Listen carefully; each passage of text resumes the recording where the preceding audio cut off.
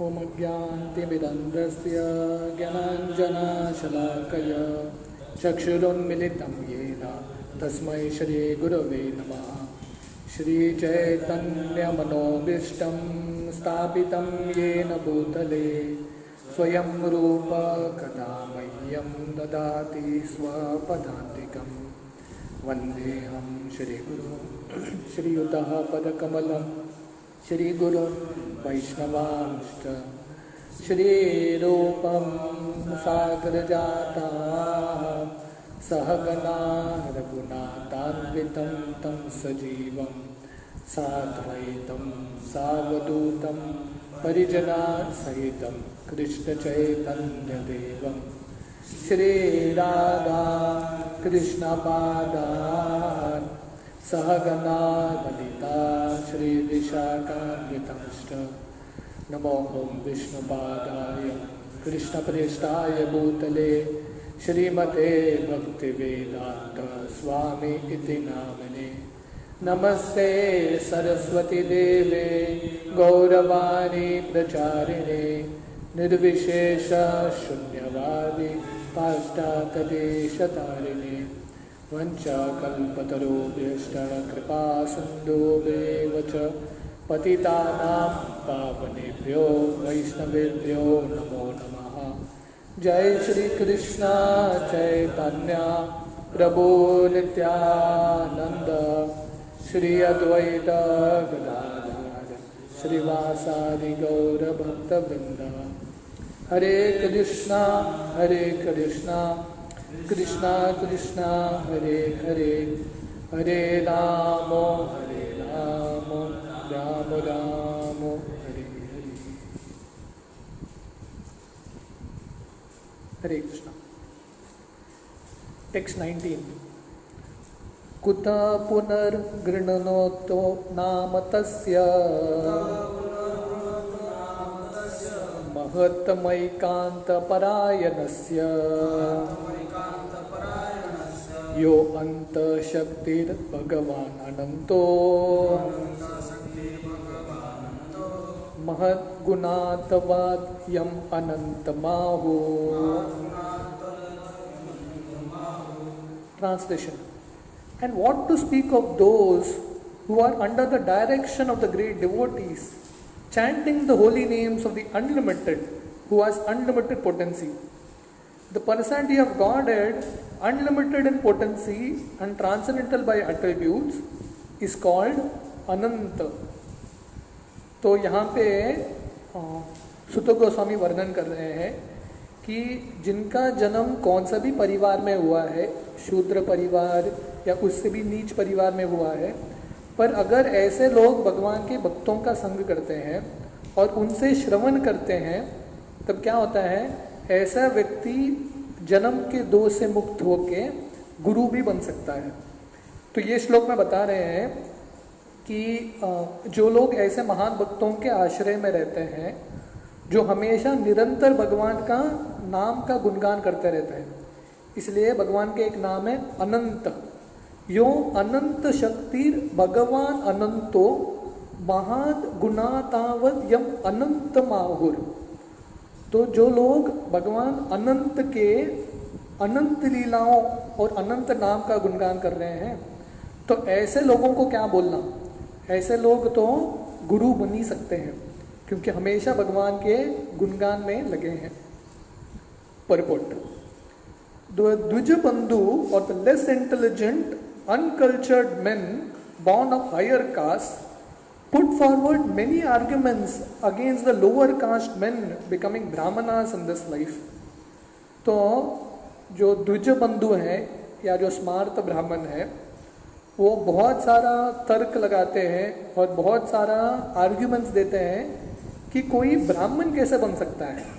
ब्राह्मण बनना मतलब ब्राह्मण परिवार में उसका जन्म हुआ होना चाहिए। शूद्र परिवार में जन्म लेके ब्राह्मण कैसे बनेगा? They argue that birth is in a family of Shudras or less than Shudras is made possible by one's previous sinful acts, and that one therefore has to complete the terms of disadvantages due to lower birth.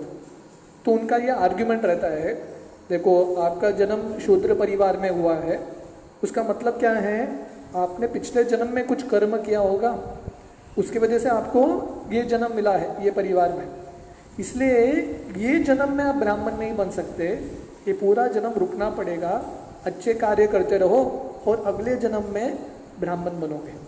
तो इनका argument है, जिन लोगों ने ब्राह्मण परिवार में जन्म लिया है वही लोग ब्राह्मण बन सकते हैं। चैतन्य महाप्रभु की एक लीला में एक सुंदर कहानी आती है। चैतन्य महाप्रभु के एक पार्षद हैं जिनका नाम है सुबुद्धि राय। तो क्या हो गया था कि जब सुबुद्धि राय वैष्णव थे, ब्राह्मण थे, पर उनके नीचे एक सेवक था जो मुस्लिम था, म्लेच्छ था।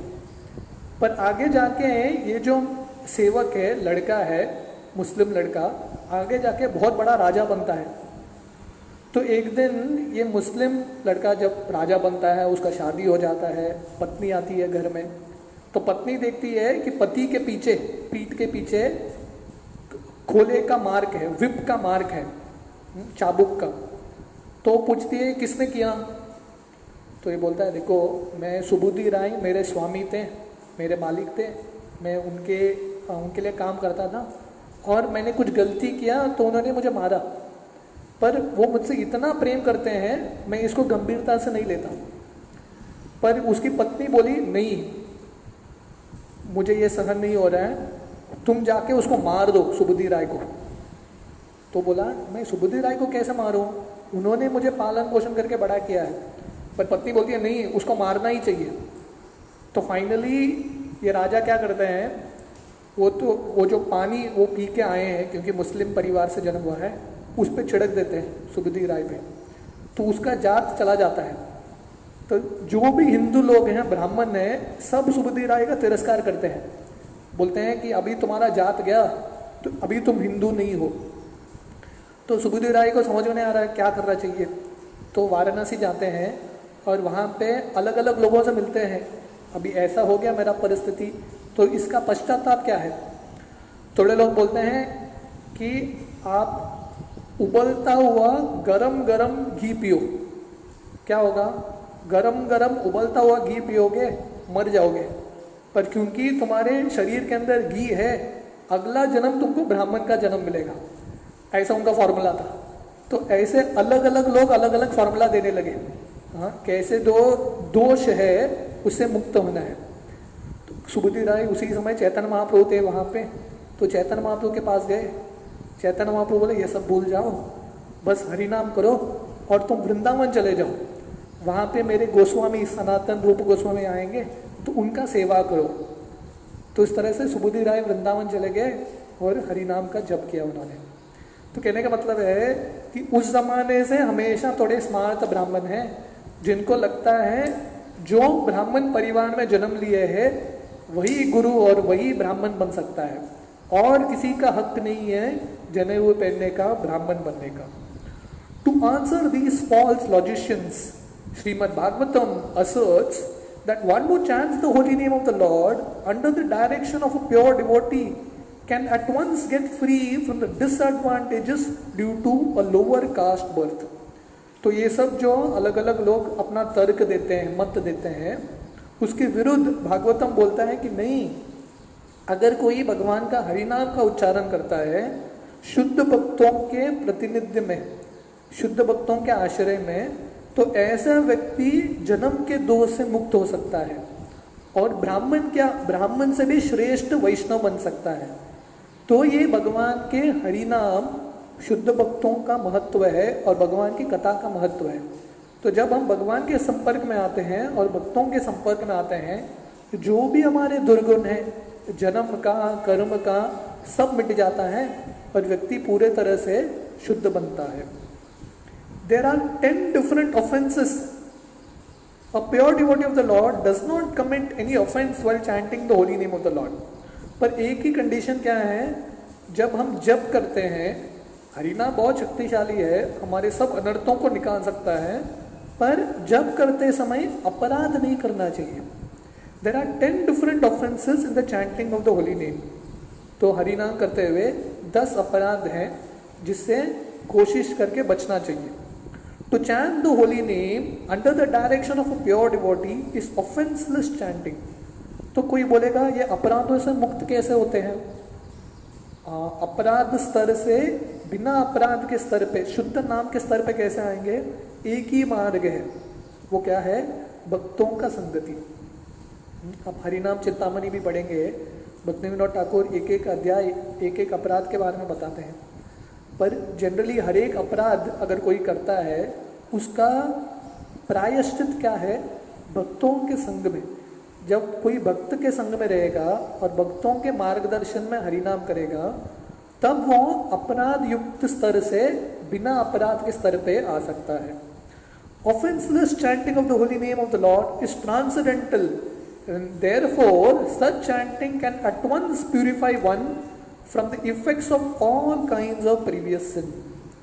तो इसलिए बिना अपराध का जप करने से क्या क्या होगा? क्योंकि दिव्य है, बहुत शक्तिशाली है भगवान का नाम, हमारे जितने भी अनर्थ हैं वो सब मिट जाएंगे। हम जितना अनर्थ सोच नहीं सकते, लाखों करोड़ों अनर्थ सब मिट सकते हैं भगवान के हरिनाम के जप से। This offenseless chanting indicates that one has fully understood the transcendental nature of the holy name and has thus surrendered unto the Lord. तो बिना अपराध का जप करना मतलब क्या है? ऐसे व्यक्ति को समझ में आ गया है नाम चिंतामणि कृष्णस, कि भगवान का नाम चिंतामणि है, चैतन्य रस विग्रह, चैतन्य है, ये भौतिक शब्द नहीं है, हाँ बहुत दिव्य शब्द है। और ऐसा व्यक्ति उसने भगवान का और भगवान का हरिनाम का पूरा आश्रय लिया है। जैसे भक्ति विनोद ठाकुर बोलते हैं कि मैं 14 जगत में देखता हूँ तो मुझे समझ में आता है कि हरिनाम के अलावा ये दुनिया में और कुछ नहीं है। नाम बिना किचु नाही को आर 14 भुवन माजे, कि 14 भुवन में हरिनाम का आश्रय लेने के अलावा और कुछ सत्य नहीं है। Transcendently, the holy name of the Lord and the Lord himself are identical, being absolute. नाम नामिनो अभिन्नत्वम। तो दिव्य स्तर पे भगवान और भगवान का हरिनाम, भगवान का नाम दोनों अभिन्न है, क्योंकि दिव्य है। ये भौतिक दुनिया में जो नाम है और जो व्यक्ति है और जो चीज़ है उसमें फर्क रहता है। पानी शब्द और असली पानी में फर्क है, कोको कोला शब्द में और असली कोको कोला में फर्क है कि नहीं? किसी का नाम रहेगा अरविंदाक्ष, अरविंदाक्ष मतलब जिसका आंख बहुत सुंदर है कमल की तरह, पर नाम अरविंदाक्ष रहेगा पर व्यक्ति अंधा रहेगा। ऐसा हो सकता है। किसी का घर का नाम शांति निवास हो सकता है पर घर में बिल्कुल शांति नहीं है, शांति छोड़ के बाकी सब कुछ है। तो ये भौतिक दुनिया में हो सकता है, नाम कुछ है व्यक्ति और कुछ है। पर भगवान क्योंकि दिव्य है, ऐसा नहीं है। भगवान का जो नाम है और भगवान है दोनों एक ही हैं। The holy name of the Lord is as powerful as the Lord. नाम नामकारी बहुधा निज सर्व शक्तिस। चैतन्य महाप्रभु बताते हैं कि भगवान के हरि नाम में भगवान की जितना शक्ति है वो सब शक्ति है हरि नाम में। तो बाकी जो मार्ग में है कर्म कांड ज्ञान कांड ये सब में भगवान ने सब शक्ति नहीं दिया है, पर भगवान ने जितना भी शक्ति है सब शक्ति भगवान ने हरि नाम में दिया है। जैसे अवतारों के अलग अलग श्रेणी होते हैं, हमने भागवतम के पहले स्कंद के दूसरे अध्याय में देखा, कृष्णस्तु भगवान स्वयं। हालांकि बहुत सारे अवतार रहते हैं पर सबसे सर्वश्रेष्ठ सबसे शक्तिमान कृष्ण है। वैसे ही भगवान के अलग अलग तरह है भगवान को प्राप्त करने का, पर भगवान को जो नाम है सबसे शक्तिशाली है। The Lord is the all powerful personality of Godhead and he has innumerable names which are all not different from him and are equally powerful also. क्योंकि भगवान अनगिनत हैं, तो भगवान के कितने नाम हैं? अनगिनत नाम है। होता है कि नहीं? जैसे आज के दुनिया में लोगों का एक ऑफिशियल नेम होता है, एक पेट नेम होता है, एक स्कूल नेम होता है, अलग अलग नाम होता है ना, पिंटू टिंटू है ना, अलग अलग नाम होता है एक व्यक्ति का। तो एक भौतिक व्यक्ति का एक 10 नाम हो सकता है, तो भगवान का कितना नाम है? अनगिनत नाम है। विष्णु सहस्रनाम सिर्फ 1000 नाम का ही वर्णन करता है, पर भगवान का कितना नाम है? अनंत। इसलिए यहां पे वर्णन आ रहा है, यो अनंत शक्ति भगवान अनंतो। भगवान का शक्ति कितना है? अनंत, कोई सीमा ही नहीं कर सकता। और भगवान कौन है? अनंत है। इसलिए महत गुणातवत यम अनंत माहुर। और भगवान का नाम क्या है?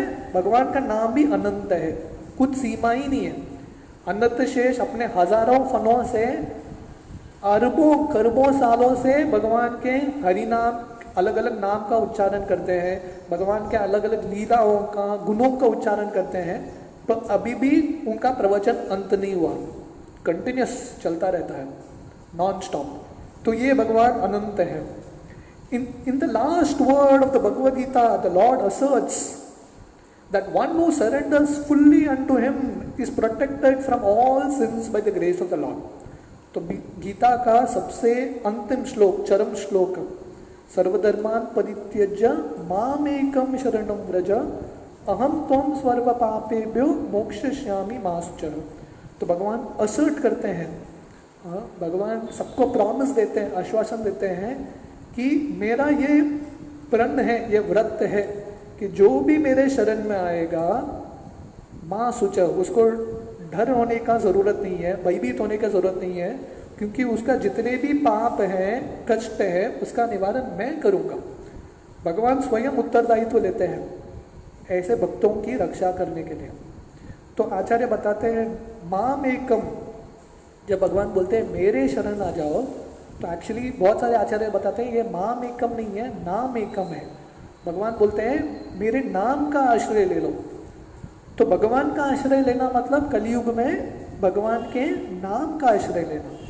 तो जब व्यक्ति भगवान के नाम का आश्रय लेता है, तब सब पापों से मुक्त हो जाता है। कांचीपुरम में, साउथ इंडिया में, वरदराज का मंदिर है, विष्णु जी जिनका नाम है वरदराज। वरदराज का मतलब है, वरद मतलब जो वरदान देते हैं। सो जितने भी लोग वरदान देते हैं उनके राजा हैं वरदराज। तो वो विग्रह के हाथ में तमिल में लिखा है माँ शुचः, डरो मत। तो भगवान वरदान दे रहे हैं सब भक्तों को कि आप मेरा आश्रय ले लो, मेरे चरण कमल का आश्रय ले लो। वरदान क्या मिलेगा? डरने की जरूरत नहीं है, मैं रक्षा करूंगा। The chanting of the holy name of the Lord can undoubtedly deliver one from the disadvantages of a lower caste birth. तो भगवान का हरि नाम करने से हमारे जितने भी दुर्गुण रहेंगे, जन्म का दुर्गुण, कर्म का दुर्गुण, जो भी रहेगा सब मिट जाएगा। पापों का दुर्गुण सब मिट सकता है भगवान के हरि नाम से। The Lord's unlimited power is extended on and on by the unlimited expansion of the devotees and incarnations. And thus every devotee of the Lord and incarnation also can be fully surcharged with the potency of the Lord. तो भगवान के शक्ति अनंत है, भगवान के भक्त अनंत हैं, भगवान के अवतार अनंत हैं। तो भागवतम में दूसरे अध्याय में एक 20-25 अवतारों का वर्णन आता है, पर ये सब अवतार बहुत एक झलक है। भगवान के कितने अवतार हैं? जैसे समुद्र में लहरें आती है, कोई गिन सकता है समुद्र के लहरों को? कोई गिनती ही नहीं कर सकता। वैसे अनंत भगवान के अवतार हैं। और भगवान के कितने भक्त हैं? अनंत भक्त हैं, अनलिमिटेड डिवोटीज। तो भगवान हर एक ऐसे अवतारों को, ऐसे भक्तों को अनंत शक्ति देते हैं, फिर भी वो शक्तिमान रहते हैं। ओम पूर्णम अद पूर्णमिदम पूर्णात् पूर्णम उदच्यते पूर्णस्य पूर्णमादाय पूर्णमेवावशिष्यते। ईशोपनिषद का ये मंत्र है। तो बोला जाता है कि भगवान पूर्ण है, कंप्लीट, परफेक्ट है, और भगवान से जो भी आता है परफेक्ट है, कंप्लीट है। और भगवान से पूर्ण है, उनसे बहुत सारे पूर्ण आते हैं, फिर भी वो घटते नहीं है, वो अभी भी पूर्ण है। मैथ का कैलकुलेशन क्या है? 2 - 1 कितना होता है? 1, है कि नहीं? पर भगवान ऐसा नहीं है। 2 - 2 2 ही रहेगा। भगवान भी कंप्लीट है, उनके जो भक्त हैं, अवतार हैं, वो भी कंप्लीट है, पूर्ण है। पर भगवान से इतने सारे पूर्ण आते हैं, भगवान घटते हैं क्या?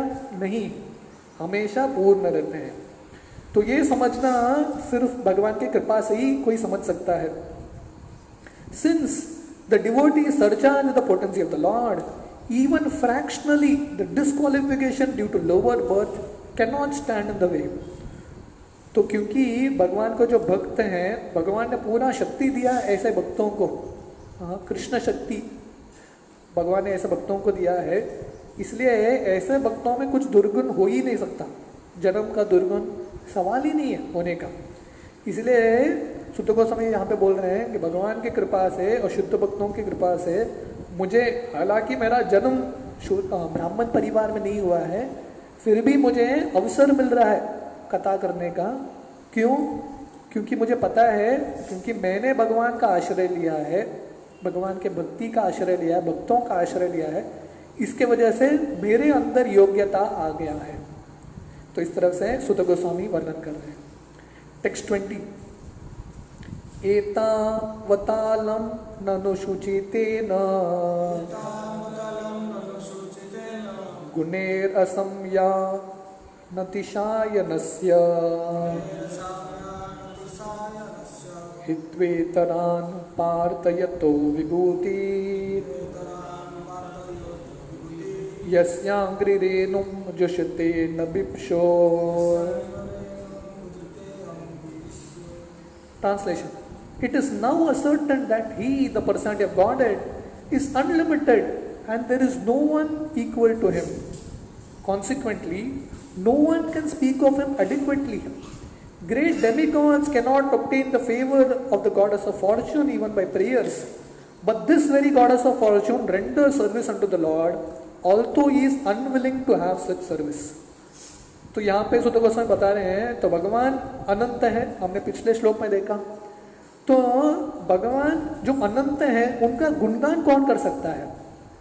भगवान के लीलाओं का सीमा तक कौन आ सकता है? संभव ही नहीं है। कोई भी भगवान के सम नहीं है और ज्यादा नहीं है, इसलिए कोई भी भगवान को पूरे तरह से समझ नहीं सकता और वर्णन नहीं कर सकता। महान जो देवता हैं वो भी लक्ष्मी जी का आराधना करते हैं और प्रार्थना करते हैं कि लक्ष्मी जी उनको कृपा दे। पर लक्ष्मी जी क्या करती है?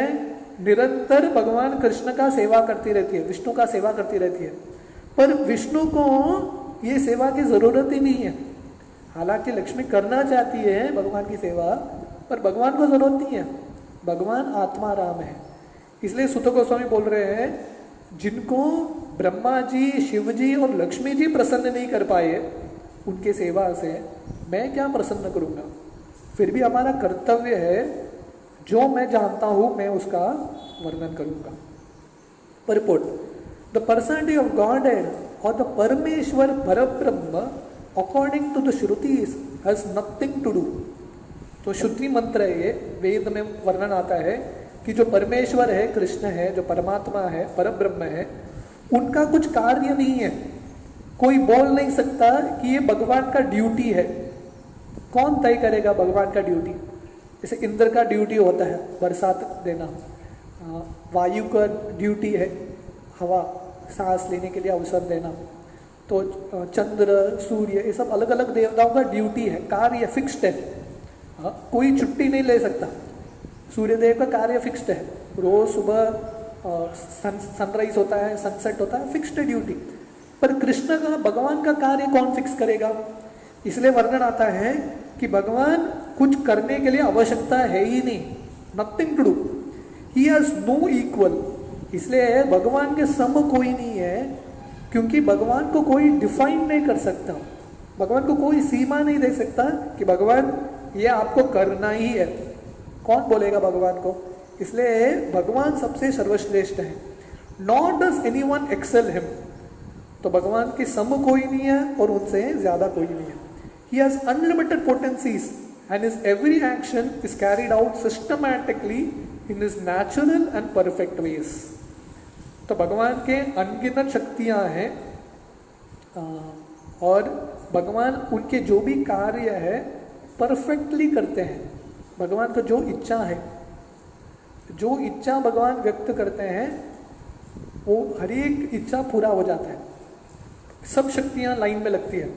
अगर भगवान का इच्छा है कि अभी सृष्टि होना है, हर एक सृष्टि के जो शक्ति हैं सब तैयार हो जाते हैं एक के बाद एक। जैसे एक फैक्ट्री में होता है ना, फैक्ट्री में एक चेन होता है, तो यहाँ से ये प्रोसेस से वहाँ जाएगा, वहाँ से यहाँ जाएगा, यहाँ जाएगा, यहाँ जाएगा, फाइनल प्रोडक्ट आएगा। तो वैसे ही कृष्ण को क्या करना है, कृष्ण को इच्छा करना है, बस अभी सृष्टि शुरू हो जाए, बस एक के बाद एक सब लाइन में लगाते रहते हैं। तो कृष्ण को कुछ करने की जरूरत नहीं है। Thus the Supreme Person of Godhead is full in himself and he has nothing to accept from anyone else, including the great demigods like Brahma. इसलिए कृष्ण कौन है, पूर्ण पुरुषोत्तम है, आत्मा राम है। आत्मा राम का मतलब है पूरे तरह से संतुष्ट है। भगवान को क्या चाहिए, कुछ नहीं चाहिए, किससे, किसी से भी कुछ नहीं चाहिए, ब्रह्मा जी से भी कुछ नहीं चाहिए, लक्ष्मी देवी से भी कुछ नहीं चाहिए। और विष्णु ने साबित करके दिखाया, पत्नी है साथ में, पर बिना पत्नी का संग किए, बिना पति का मदद लिए पहले बच्चे को जन्म दे दिया कृष्ण, सीधा उनके नाभि से ब्रह्मा जी आ गए। तो लक्ष्मी जी को समझ में आ गया ये कृष्ण है उनको किसी की जरूरत नहीं है, बच्चे भी पैदा करना है अपने आप। इसलिए है ब्रह्मा जी का एक नाम है स्वयंभू, उनके माता है ही नहीं, सीधा पिता से उनका जन्म हो गया। तो इसलिए भगवान को किसी की भी सेवा की जरूरत नहीं है, ब्रह्मा की भी नहीं, लक्ष्मी की भी नहीं। तो हमारी सेवा की क्या जरूरत है भगवान को? तो हमको हमेशा याद रखना चाहिए, हम सेवा कर रहे हैं हमारी शुद्धिकरण के लिए, भगवान के लिए जरूरत नहीं है। और भगवान बहुत कृपा करके वो सेवा स्वीकार कर रहे हैं। और हमारे सेवा में कितना गलतियां होती है, हम किसको दे रहे हैं, सबसे इंपॉर्टेंट व्यक्ति है, उसको आप सेवा कैसे करोगे, फर्स्ट क्लास करोगे। पर हमारे सेवा में कितने सारे गलतियां होती है, मंत्र का गलती होती है, हमारा चेतना ठीक नहीं रहता, शरीर का शुद्धिकरण नहीं है, इतना सब गलती होता है, फिर भी भगवान बहुत कृपालु है, स्वीकार करते हैं, है कि नहीं। अगर कोई आपको आके स्वीट देगा, बहुत प्रेम से मनाया मैंने स्वीट, ये खाओ, आप खाओगे, मतलब नमक शक्कर नहीं है, नमक है, स्वीट कैसे खाओगे? फिर भी वो व्यक्ति दे रहा है, खाना है आपको, मैं प्रेम से दे रहा हूं। तो वो व्यक्ति जो खाता है उसके लिए तपस्या है, ये जो दे रहा है वो दे देता है, वो जो खाता है उसके लिए तपस्या है, फिर भी वो करता है क्योंकि प्रेम से मिल रहा है। इसलिए जो हम सेवा दे रहे हैं, हालांकि उसमें बहुत टूटियां हैं, पर भगवान बहुत कृपा से वो भाव स्वीकार करते हैं, भावग्राही Janardan. Others ask for the favor of the goddess of fortune. Despite such prayers, she declines to avoid such favors. तो हर एक व्यक्ति लक्ष्मी को प्रसन्न करने के कोशिश में है। हर एक व्यक्ति लक्ष्मी जी का पूजा करता है, आराधना करता है कि लक्ष्मी जी कृपा करके मेरे घर में आइए, आपका आगमन हो, प्रार्थना करते हैं। पर लक्ष्मी जी बहुत दुर्लभता से किसी के घर में जाती है। लक्ष्मी को इच्छा ही नहीं है, प्रार्थना करो मुझे फर्क नहीं पड़ा। जब समुद्र मंथन लीला में जब रमा देवी लक्ष्मी जी आती है समुद्र मंथन से, तो लक्ष्मी जी हार लेके घूम रही है हाथ में, किसको हार पहनाओ, और सब देवता लाइन में खड़े हैं और हर एक को लग रहा है मुझे पहनाएगी लक्ष्मी, पर लक्ष्मी सीधा जाके विष्णु को पहनाती है, क्योंकि अल्टीमेटली लक्ष्मी किसका सेवा करना चाहती है, विष्णु का। But still she renders service unto the Supreme Person of Godhead, although he has nothing to accept from her. ये देखो आयरनी, जो व्यक्ति लक्ष्मी का पूजा करते हैं, कृपया करके आइए मेरे घर में, लक्ष्मी उधर नहीं जा रही है। और जो व्यक्ति बोल रहे हैं, कृष्ण बोल रहे हैं मुझे नहीं चाहिए आप, पर लक्ष्मी बोलती है नहीं मैं आपके पास ही रहूंगी सोचने की बात है कि नहीं। बाकी सब लोग बोल रहे हैं आप कुछ भी करेंगे लक्ष्मी जी, आप हमारे घर में आइए, लक्ष्मी बोलती है नहीं आऊंगी। विष्णु बोलते हैं मुझे आपकी जरूरत नहीं है, आप जाओ किधर और, पर लक्ष्मी बोलती है नहीं मैं आपके पास ही रहूंगी। तो ये कृष्ण की महानता है।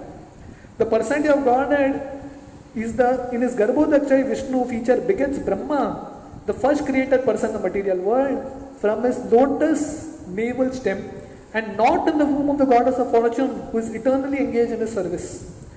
तो विष्णु गर्भोदक्षय विष्णु जब पहले उनके बच्चे ब्रह्मा जी का जन्म देते हैं, उनके नाभि से ही आता है, वो लक्ष्मी जी का संग नहीं करते, उनका आश्रय नहीं लेते।